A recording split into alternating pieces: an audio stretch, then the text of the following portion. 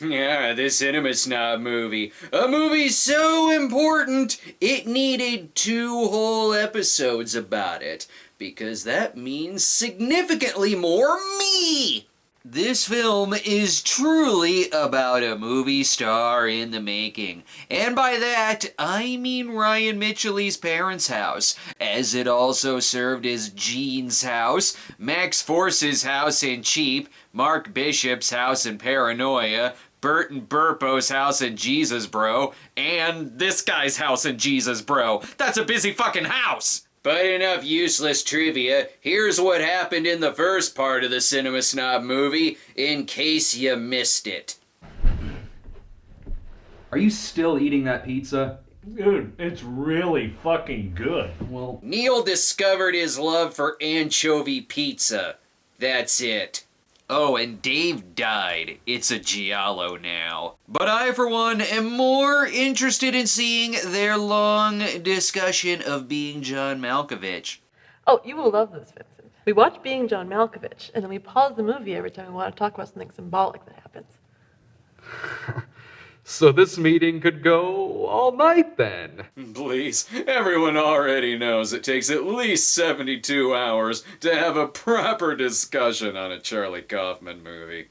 After Arch's death, an emergency meeting is called, a meeting of a bowl, a spoon, and cheese balls. This answers the question about whether or not Neil is a pothead. Those with nothing to do sleep, and those with something to do dream of sleeping. And whether Craig memorizes his fortune cookies or not. Hey, the club has a new member. That makes for another person he can give a shit-eating grin to. I heard about your thoughts on shit the other night. well, you should hear my thoughts on piss. Who needs a handshake when you have these talk show host bad boys? Who is this guy anyway? Shouldn't he be in a car reviewing a Tyler Perry movie? Scott Bakula. Wait, what? No, Scott Bakula, sure. He's only at this meeting because Treat Williams was busy. Dan is so upset about Arch's death that he can't even keep focus on his speech. How did Arch die anyway? It's been so long since I've seen the first half. But that wasn't all. They also found that a bat, wrapped in barbed wire, had been shoved up his ass, all the way till it came out his mouth, shattering his teeth and ripping open his lips. Oh my fucking god! Oh my fucking god! Fuck you! Stop stepping over my lines, me! And is Derek checking out my ass as I walk away? Eyes on the director, Derek. Craig can scoff at this tasteless joke all he wants, but he knows it makes him want McDonald's. I think this is how we wanted to go. I really didn't know Arch that well, but dear God, I hope that's not true. Well, Sallow put her in the mood, so having sex with someone else after her lover dies goes without saying. What do you know, cops actually do exist in this universe. Can I help you guys? Detective Ted Adams. This is my partner, Kelso. Out for an evening stroll? Guy on the right did it. Not that the other guy is any classier. Yeah, murder's a weird thing, especially one filled with such grizzled hatred as your friend Arch's. His asshole looked like SpaghettiOs when they pulled the bat out. Oh. Hey, get Neil high enough and he may actually eat the asshole full of SpaghettiOs. This movie is full of cameos. There's the car from the first few seasons of Midnight Screenings. Let's see if their dome light will actually stay on for more than 5 minutes. As Craig and Nancy go out for a drink at Club Rapture, seriously, do these characters stink? Why do they empty out every business? Maybe it's because they're drinking ketchup and mustard martinis. Gross! Must have been filmed early in production. Snob is still fat. Though nothing can top morbidly obese Snob from the DVD insert. That's not nearly as sexy as the front cover, where Snob is Conan the Barbarian for some reason. And how is this movie Lloyd approved? Poor Lloyd isn't even in the movie. That's why we need to make a sequel in order to correct that mistake. Nancy talks all about her and Dan's marriage. Great first date conversation. Then why are you still married? Comfort zone, I guess. I mean, we've been married for so long, I don't really even think about divorce. We've all had parts of our life that suck, right? Whether it's clothes that don't fit, movies we don't watch anymore. That's damn. Awkward.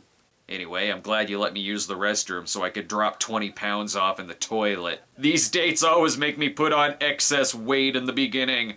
And you know the old rule, when on a first date, you should definitely discuss Dario Argento versus Lucio Fulci. Fulci, all the way. New York Ripper, Zombie, The Beyond. Those movies were cool, stylish, interesting, great music. On their second date, they can debate Ruggero Deodato versus Umberto Lenzi, and then eat someone's dick. Careful, don't get too close. The Capitol building has a full-on erection. It's Springfield, Illinois. Weekend nights always end walking aimlessly through downtown while drunk. It's the only thing to do. Be sure to wipe that smile off your face when you get home.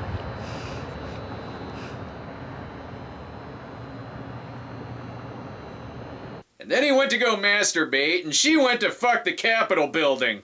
Speaking of masturbate...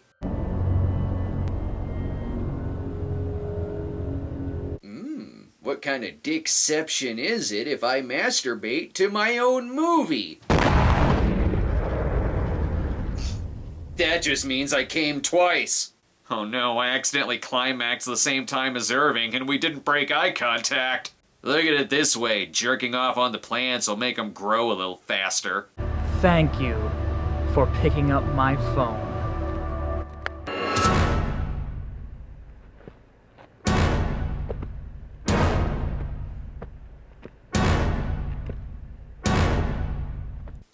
He was gonna do that to his own eye anyway after watching a Dinesh D'Souza movie. Zach Lavoie and Josh Sanders play detectives Adams and Kelso. Zach Lavoie, you may remember, is Justin from Parenthood, which puts us 2 degrees from Kevin Bacon. That's a lot better than Trident Guy from Sharknado, putting us 1 degree from Jared Fogle. This whole club makes me nervous, not because the members keep getting murdered, but because Ed Glazer's Chester hasn't blinked once. Why do the Cinema Snobs keep dying? Is it that much of a crime to be right all the time? They are the true victims of this movie. Actually, they really are, because they keep getting murdered. But what we don't know is why someone shoved a phone into his eye socket and then jammed the phone down his throat, causing the vibrations to get so hot it burned a hole through his Adam's apple. Oh my fucking God! Jesus Christ! You can't mimic everything I say to myself. More puns about dead people means more candy hitting on a stranger after her husband died. They're not painting a very good picture of your husband. Even an ugly picture can still sell for $1 million. Well, if I had $1 million, I'm sure Derek would look great on my wall. You're very funny, Vincent. I like you. Stop trying to have sex with the Cinema Snob after losing both Derek and a cell phone. But you are right. I am funny. While Neil is busy chowing down on sliced red herring, he's being a terrible friend. He doesn't tell Craig that he has a piece of glue from the fake beard still on his face. Anyway, we have some serious questions, Vince. Why is your interior Jake's house, while your back door is your house, which was also used as Arch's house? Is this some kind of real estate scam? Hopefully, nothing else interrupts this bromance. Ha! What? Oh. That's how he answers the door to all his exes.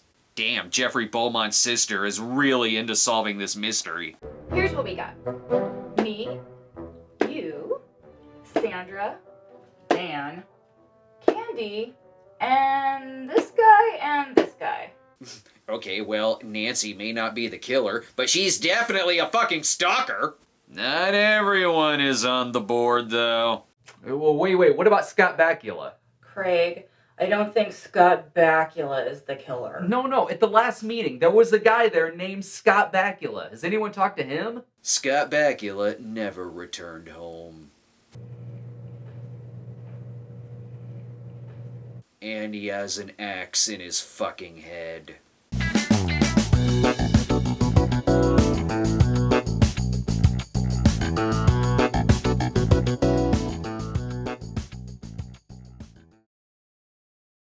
Guess we should get to know the supporting cast. We're over halfway through the film. I like watching black and white art films where people have sex with Jesus. What? It's kind of my thing. This way I can see it out in the open amongst other people and no one will judge me. What kind of films do you people watch? Okay, I get it. You want me to review the porno I Saw Jesus Die. Even if Chester didn't kill Arch, Derek, and Scott, like in true giallo fashion, he is definitely still a killer. Craig looks like someone who just changed his mind about being a park prostitute.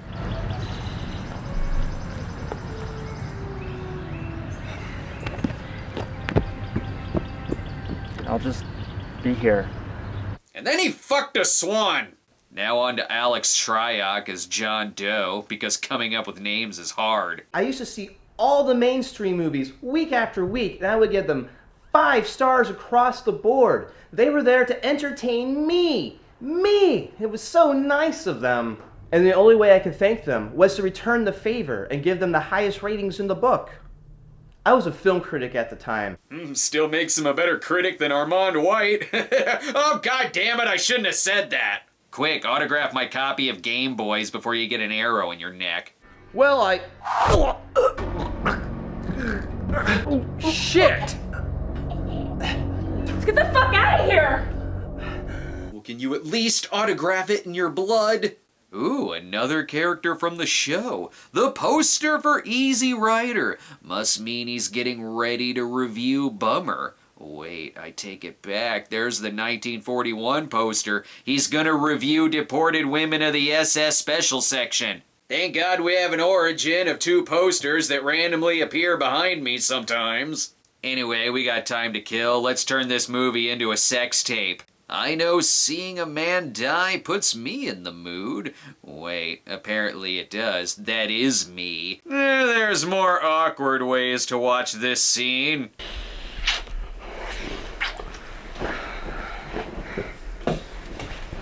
Hey, at least you're not watching the Baby Huey movie again.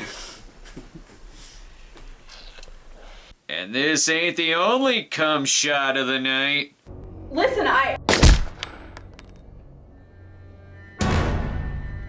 That gun came loud and hard. And so did her head, too. The next morning, Neil has a confession to make. He isn't the killer, but he is definitely Linderman from Freddy vs. Jason. God damn it, fucking Linderman! Before heading back to the film club, they stop off at Lindsay Ellis's restaurant, where they're served excellent conversation about the Hunchback of Notre Dame, and then it's off to the filmmaking. She's the Bacall to my Bogey, the Gable to my Lombard. She's also a lot better than the movie Gable on Lombard. That guy is gonna skin you alive. This club is getting almost as empty as the bar. Isn't Candy still alive? Where's Sandra? where the hell is Candy? Oh, she's hanging out in front of a green screen across town. No one told me it would be this awkward to fuck another man's wife. So I noticed you've been spending a lot of time with my wife. Look, Dan, you guys live close to me. I don't have a car, and your wife offered to give me a lift. It's okay. It gives you two the perfect alibi. Careful, dude. He's spadering you. Speaking of the empty bar, no one's having a mayonnaise martini tonight?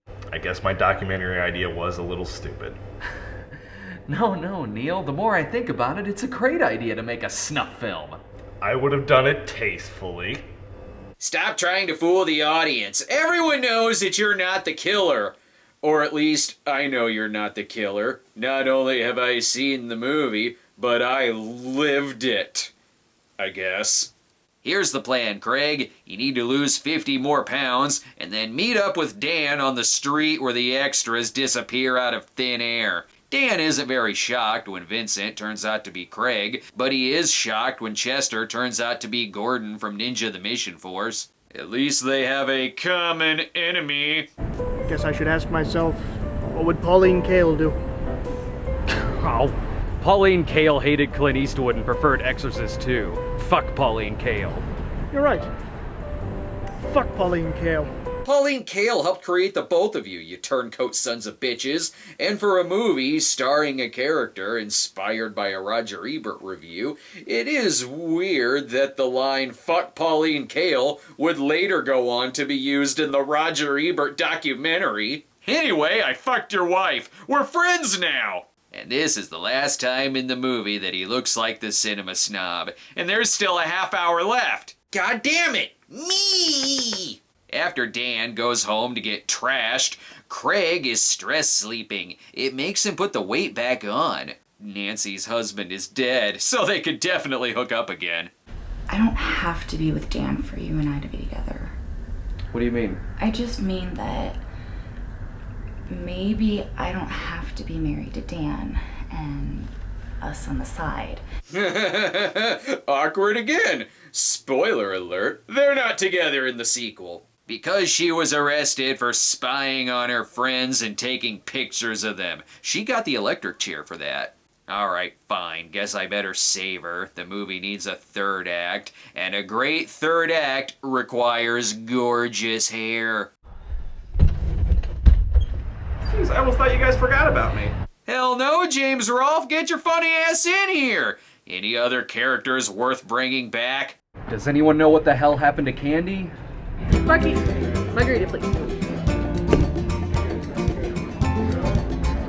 Oh, she's at the brew house a few blocks away. Must be margarita night, with the quickest service I've ever seen. Probably because it's the only business in town with people in it. Luckily, Craig doesn't have to solve the mystery himself, as Vladimir comes back to help solve the case with Neil by becoming Black Angus. Vladimir, you never stop being Black Angus. Black Angus isn't faceless. Black Angus isn't someone who could just be replaced. Black Angus is all around us. He's in here. And most importantly, he's in there. What is happening? You can tell Craig is in a rush to free Nancy from jail. You know what movie's pretty good? What's that? 1941. Great flick, really. Excuse me, but I am supposed to hate 1941 because everyone else does. What kind of message is this movie sending to potential cinema snobs? I am going to tear apart the director's house over this. Oh, wait. Neil and Angus are already doing that. You gotta start thinking like Black Angus, Neil. I can't. Craig wrote it, remember? Have you forgotten already? Fucking here, brother. Vladimir becoming Black Angus is a plot so good that the writer used it twice. Be the disco godfather. You want me to be a dancing mafioso? No, the disco Rudy Ray Moore. You know, put your weight on it. Put your weight. But uh-oh, Nancy is being held hostage by the killer. And that's not the same arm from earlier in the movie. Are there two killers? That is clearly Craig's arm. Why is Craig murdering people with cell phones? Just kidding. Clearly Ricky is the second killer. Good, we're back to the more interesting movie, Black Angus. I keep saying that Dolomite didn't have enough waterboarding. I'm sorry, baby. But once you've been interrogated black, you can never go back. On your word. There was a man looking in on me when I got out of the shower. I know there was. He was watering the plants with his natural hose. Rest assured, this man won't be bothering you again. So as long as you got Black Angus by your side. And from behind. I'm surprised it took the movie this long to become a porno. Yeah, Craig and the mystery. Get back to Black Angus. God damn it, Neil. What have you two been doing? How did you know I was... Because you're leaving a paper trail all over the city. I got the mayor crawling up my ass because two of my men are waterboarding poor innocent women. Good one, Vlad. The bitch squealed on us. Because she knows she gonna get some good punishment for that one. I was right at the beginning of the review to ask the question, why isn't Black Angus the movie I'm watching? All Craig is doing is getting shitty presents. Fuck me. They also said it was a friendly warning He wouldn't want to lose something else again. Craig's in a haunted house movie now. The kid better get back to skipping rope in front of the Elm Street house. Ah, success. The fat in his face was finally murdered. Oh, and Detective Kelso is dead too. Who's gonna follow around DC? And where's Angus? It's been minutes.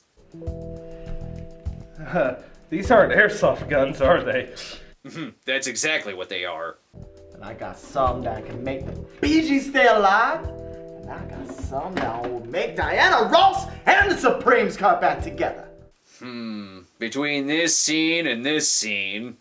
This one is called the Rascally Rabbit. It's something where you can aim for people that are very quick, or they're talking like, what's up, Doc? You do whatever you have to do. I'm not sure the writer knows much about guns. Oh, and I was correct. The guy on the right did it. Who would bet against me on that? I make a lot of Gacy jokes on this show, but I wasn't expecting the killer to actually look like Gacy. Rest assured, Another Gacy is a much better killer sequel than Another Son of Sam. And Spoonie is not only a great scientist, but a great detective. Hello? Craig, it's Gene. Look, I was doing some digging on that cop you were talking about, Ted Adams. Adams was let go from the force 3 months ago. I don't know what he's done to Nancy, but he sure as hell couldn't have arrested her. Craig knows already. Oh, okay then, thanks. I would really love for him to be in the sequel. And if Detective Adams is no longer a cop, where are the real cops? Does no one care about the extermination of us cinema snobs? Detective Adams is getting revenge against movie critics after his dad killed himself after directing a badly reviewed exploitation movie called Birds of the Bronx. Birds of the Bronx? What the hell is that? Some kind of crossover between Killing Birds and the Bronx Warriors? I know that movie doesn't really exist because if it did, I would have reviewed it. One thing is for sure, Justin from Parenthood is scary. Preposterous storyline? That's the point! Too much gore? It's a gore film! Tyler Perry, Medea's big fat shit, #1 at the box office. The fucking Chipmunks made over $100 million!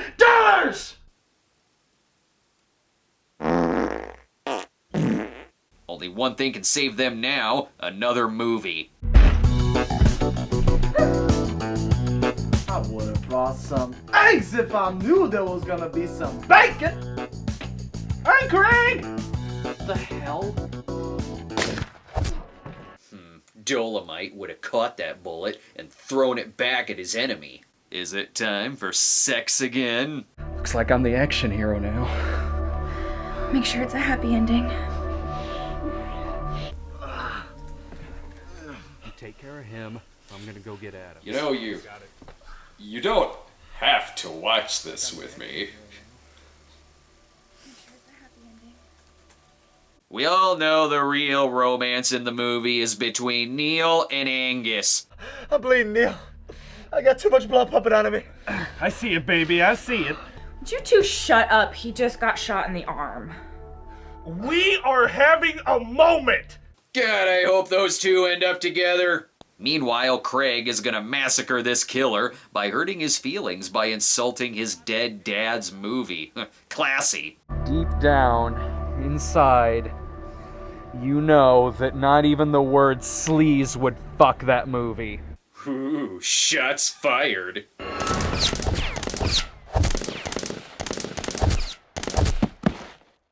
See? Told you. A great action hero calls for a great one-liner. I just killed a man.